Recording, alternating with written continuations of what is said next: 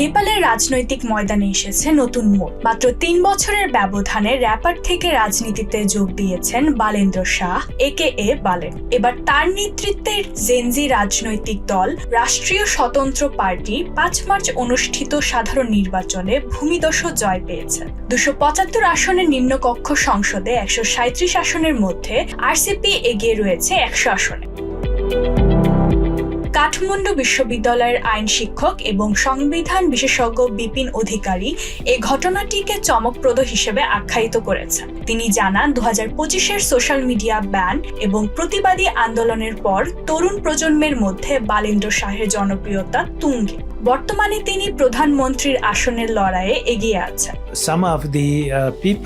কিছু মানুষ মনে করেন দেশ স্বাধীন থাকলেও দুর্নীতি ও শাসনের ঘাটতির কারণে দেশের অবনতি হচ্ছে।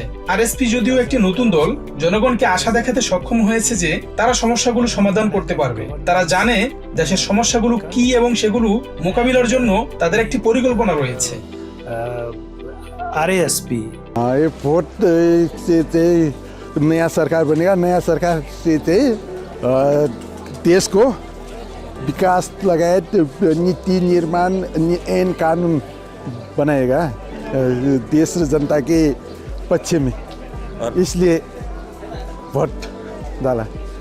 The kind of change we want in Nepal, especially we young generation, are very much sure. We are very much against corruption. We're very much for us, for the people, the working class. So yeah, that pretty much sums up what we want. নেপালের সাধারণ জনগণ নতুন প্রজন্মের রাজনীতিকে উৎসাহের সঙ্গে দেখছে। RCP দেশের রাজনীতিকে নতুন ভাবনায় এগুতে সাহায্য করবে বলে আশাবাদী তরুণ ভোটাররা। তাদের ধারণা, ছোট হলেও দলটিতে ইতিমধ্যে প্রতিষ্ঠিত হয়েছে জনমতের শক্তি। As a mayor, মেয়র হিসেবে বালেন্দ্র শাহ খুবই কার্যকরভাবে দায়িত্ব পালন করেছেন। স্পষ্টতই অনেক রাজনৈতিক দল এবং সংবাদ মাধ্যম তার কাজের ধারা ও ফলাফল নিয়ে বিভিন্ন মন্তব্য করেছে, তবে তিনি সফল হয়েছেন। গত ৩ বছরে কাঠমান্ডু ব্যাপকভাবে বদলে গেছে, যা বালেন্দ্র শাহের সক্ষমতার প্রমাণ হিসেবে কাজ করেছে। then he was successful.